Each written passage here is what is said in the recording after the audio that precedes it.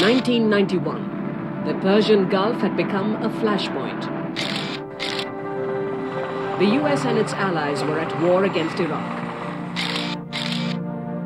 CNN, a global television news operation set up a few years back by American entrepreneur Ted Turner, was reporting it live. In the early hours of this morning, there were 4 major airstrikes in the Baghdad area. They seem to be hitting they're hitting installations in the suburbs, and here we have another one here.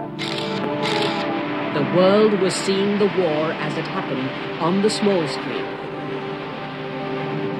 And for the first time, Indian audiences saw the power of instant images on television.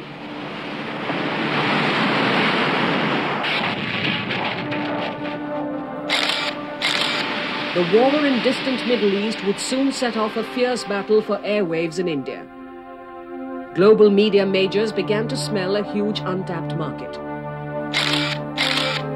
And far, far away, in another continent, one man keenly watched the unfolding scenario. Rupert Murdoch's ambition was to use emerging technologies to girdle the world in a huge multimedia empire. And he was determined to be the major dominant player whenever this happened.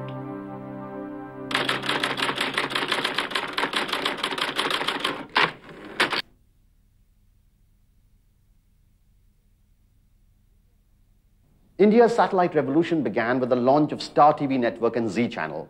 But today, after a clutch of private channels which have proliferated, there is fear that this revolution may in the coming years be hijacked by the man who's dubbed by many as the globe's most feared media baron, Rupert Murdoch.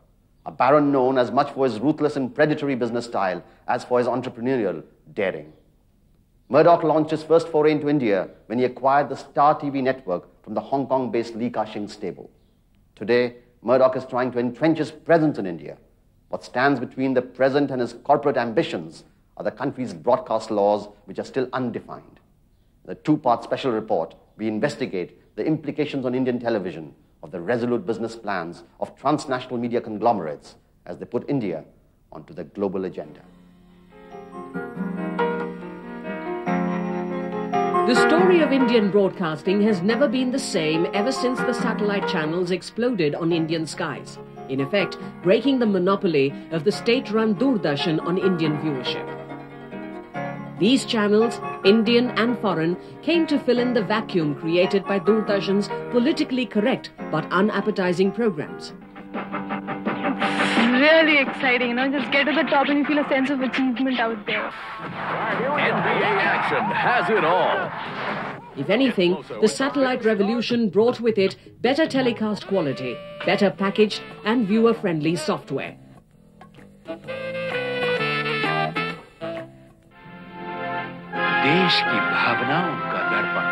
It was only the mind-boggling reach of Doordarshan's terrestrial network that has stopped these channels from cannibalizing a large percentage share of the TV viewership.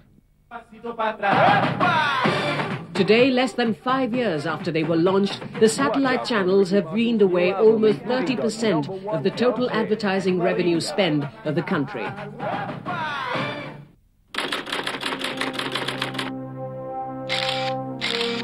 December 1993. A media deal signed in faraway Hong Kong was to have a major impact on the Indian broadcasting scene. In a deal which took everyone by surprise, Rupert Murdoch, the media czar, had bought 64% of Star TV from its Hong Kong owners. In the process, Murdoch also acquired a 50% stake in ATL, the Hong Kong-based company which owns Z Television Network. Murdoch had made a dramatic entry into a new unconquered territory. The acquisition of Star TV was not a whimsical decision by a media mogul. Satellite TV over Asia fell neatly into the holistic vision of Murdoch's international ambitions. You see, after all these guys, the West is saturated. They have to move out. They have to find new territories. China is one territory. During his first visit to India, Murdoch was the perfect PR man, meeting the humble cable operator and fielding questions from an inquisitive fourth estate. Our activities in this country such as they are and such as they are planned, have absolutely nothing to do with China or Hong Kong or Great Britain or anywhere else. He also kept his appointments with the high and mighty of the Indian political system. I took Mr. Murdoch to meet Mr. Narasimha Rao, who was then the Prime Minister in February of 1994. And Mr. Rao asked him a very telling question. He said to Mr. Murdoch that Mr. Murdoch was a media emperor who had conquered many parts of the globe. And he wanted to know if Mr. Murdoch had an agenda for India, and if it was part of his agenda to destabilize Mr. Narasimha Rao's government. And Mr. Murdoch didn't answer that question. There was an embarrassing silence. And Mr. Rao then said, well, you're welcome in India, but give us an answer as soon as possible what your intentions are. Are you here to do business, or are you here to do more than business? And Mr. Murdoch, to my mind, and to my knowledge, never answered that question. It is comments like these by former employees of Murdoch which have contributed to building the ominous aura around the man. Despite our best efforts, those responsible for Murdoch's Indian operations refused to take part in this program. In the 1990s, Rupert Murdoch was pursuing a vigorous and expansionist business policy globally, which was helped to a great extent by his political savviness. By now, he had acquired a reputation of a takeover artist who pushed his plans by a formidable combination of persuasion and manipulation in the corridors of power. He was also a businessman who combined his limitless ambition with an equally limitless capacity for taking risks. He took bold business gambles and most of the time came out a winner. But who is Rupert Murdoch? Born in Australia, educated in the United Kingdom, Murdoch acquired the citizenship of the United States to meet US regulatory laws. In America, there is a rule that all players who want to operate television stations in America for America have to link onto an American satellite from American soil. All right? They have those rules. You have to be an American national to be in it. So he becomes an American national because he wants that market. From a fledgling presence in print medium in Australia, Murdoch's News Corporation today commands a global empire of unmatched media synergy. A $17 billion conglomerate spanning newspapers, tabloids, book publishing, film studios and television networks. News Corporation, the English-speaking world's largest and finest network of news, information and entertainment, has a firm, strong vision of television's future. But why is it that in whichever country he has chosen to enter, Murdoch is so feared?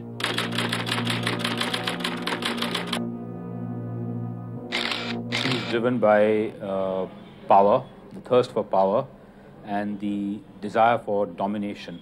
He seeks to set up a media empire on which the sun never sets. I do not think we know enough about Rupert Murdoch, and whatever we know comes out in a somewhat distorted manner. So I have never subscribed to this demonology. What really causes a lot of apprehension is the temptation of Murdoch to play local politics. He's done that more or less consistently, whether it's in North America, whether it's in Britain. All over the world, we have demonized him. And I think some of the things that he has done, perhaps he deserves demonization. But I think we forget the other side, that he's a phenomenally successful publisher.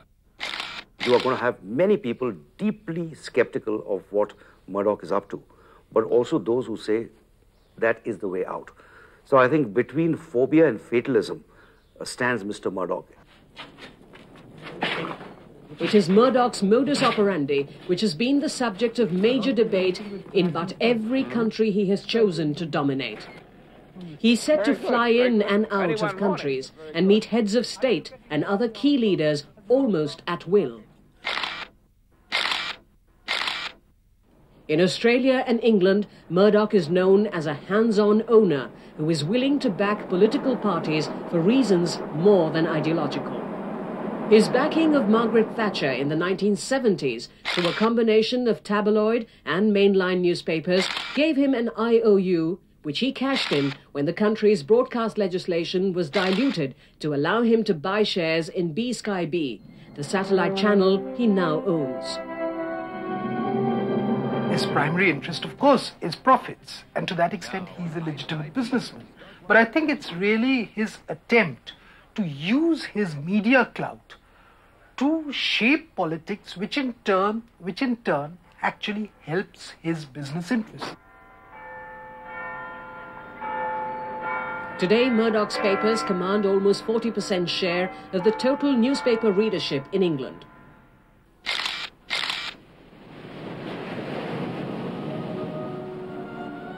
In the summer of 1995, he hosted a global brainstorming meet in this exclusive island in Australia.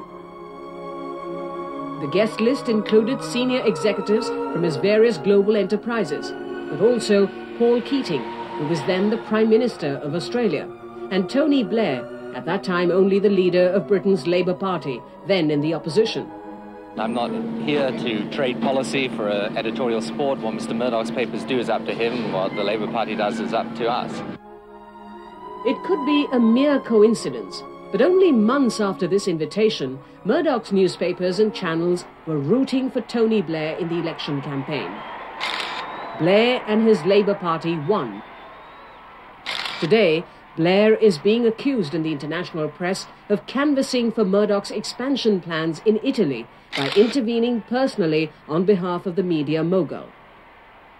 Recently, there was a controversy in Britain where the Prime Minister, Tony Blair, actually spoke to the Italian Prime Minister about Murdoch's interests, about the possibility of Murdoch getting hold of some interest in Italian television. So it's the political dimension too, which is, Murdoch is not merely a businessman, he also seems to be a political player. In the mid-90s, Murdoch received his first corporate setback in China. He had raised the hackles of Chinese authorities by his statement that satellite TV posed an unambiguous threat to totalitarian regimes everywhere. But realizing that he could never make any headway in China with his ambitious plans, if he took such a high moral posture, Murdoch was quick to compromise. BBC World Television was pulled out of China. Its footprints over China was pulled out because a lot of the BBC programs were seen to be inimical to the government of China. Chris Patton's book, which had been contracted to HarperCollins, which is also a Murdoch organization, was pulled out at the last minute. A book being scrapped by a publisher because it didn't agree with some of his other business kind of dealings, I think it's fairly, if not commonplace, but it's not entirely unheard of. It happens almost everywhere. But when Rupert Murdoch does it, it has a much bigger kind of dimension. It has a political angle, it has so many other things kind of get involved, and it becomes a major story. Critics nonetheless claim that his moral somersaults are proof of a businessman's pragmatism. Don't forget that he's invested heavily, of all things, in the People's Daily in communist China. So he's a man who is truly, truly above ideology. And he's truly above all kinds of conventions, norms and values that have, at least in rhetoric, guided international business. He has no use for them. Andrew Neil, former executive chairman Sky TV, writes in his book Full Disclosure that for Murdoch, where political principle and business expediency clash, you can be pretty sure that expediency will win. The software content of Murdoch's tabloids have also come in for severe criticism. He's set to get his maximum revenues from newspapers which carry these headlines.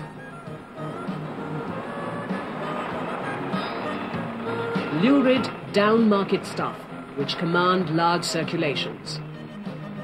He's got a mixed bag. I wouldn't say the London Times is down market. I wouldn't say he runs the most successful Sunday paper.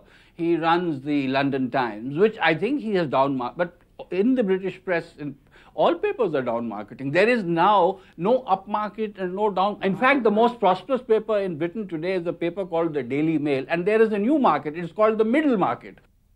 Businessmen all over the world are driven by imperatives of the bottom line, and multinationals with global presence are no respecters of political affiliations. But what makes Murdoch a different proposition is that he's a media mogul who has the power to influence opinions, to mold tastes, and even silently shape the political destinies of the countries where his business has a stake. The question is, can Murdoch do the same in India?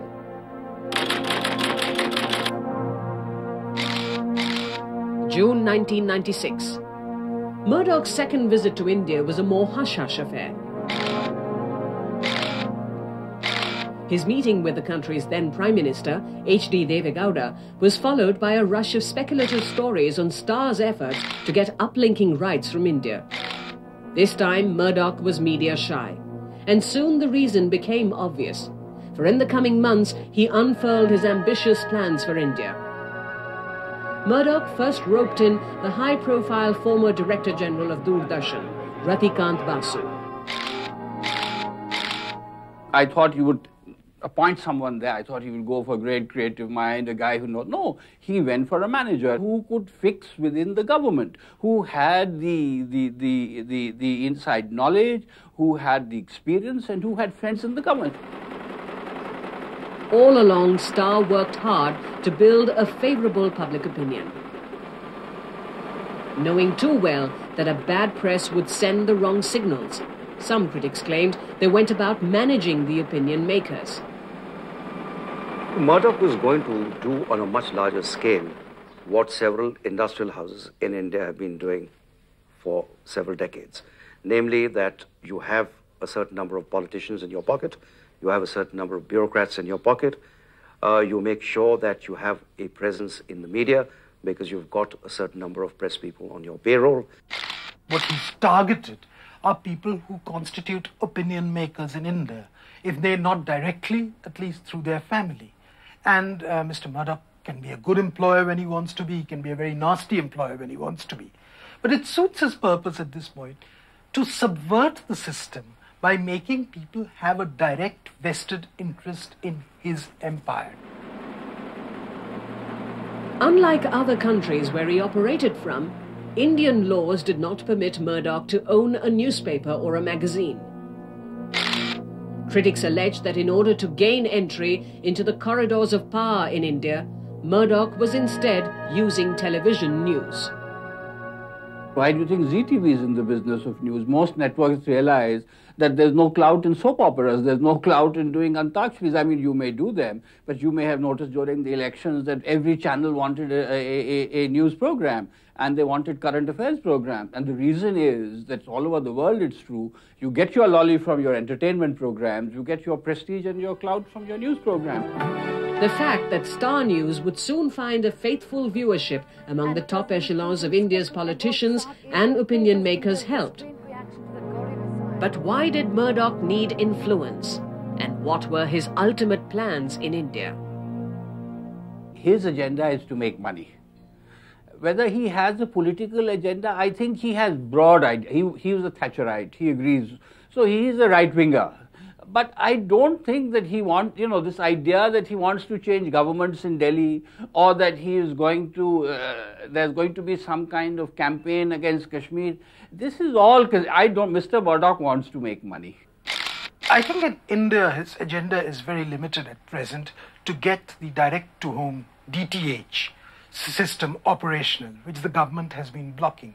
So to that, I believe that a lot of the people who are, a lot of the channels which are tentacles of the Murdoch empire have also been playing a certain political game in trying to promote the interests of those who they perceive will be more favorable to DTH.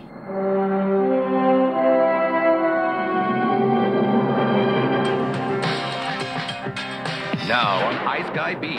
The government ensured DTH could not be launched till proper regulations were framed. Murdoch challenged the ban in the Indian courts.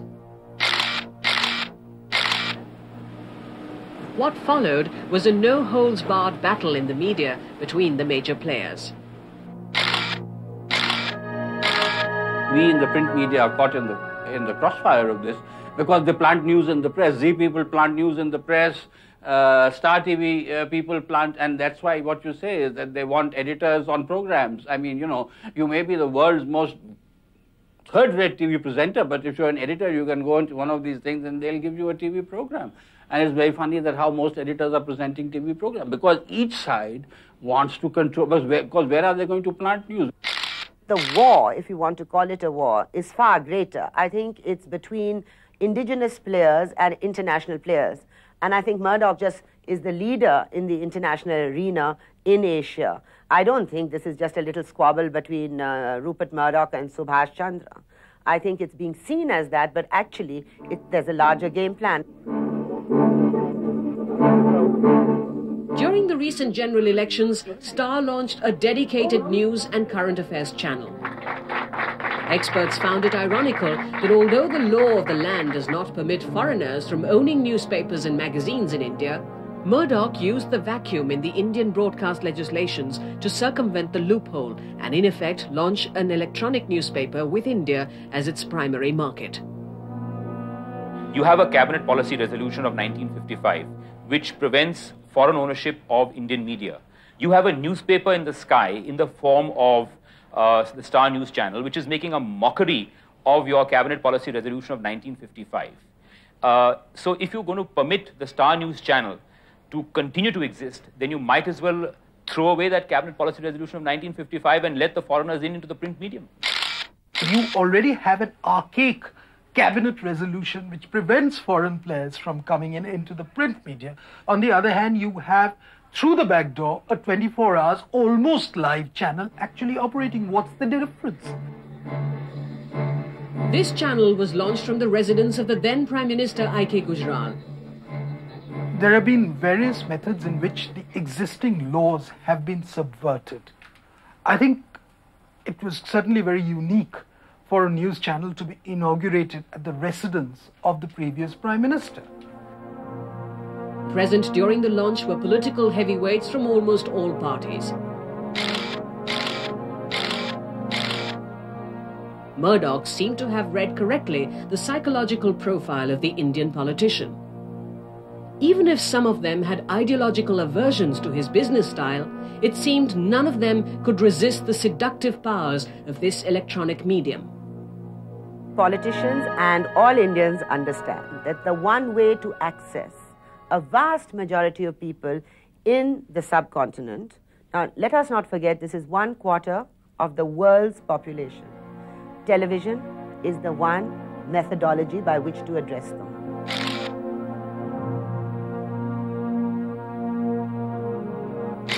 Almost 4 years after he had made his first visit to India, less than 2 years after his then managing director Gene Swinstead had told Sunday that Star had no plans to set up a news channel in India, Rupert Murdoch, one of the most powerful men in the world, had successfully launched a 24-hour news channel.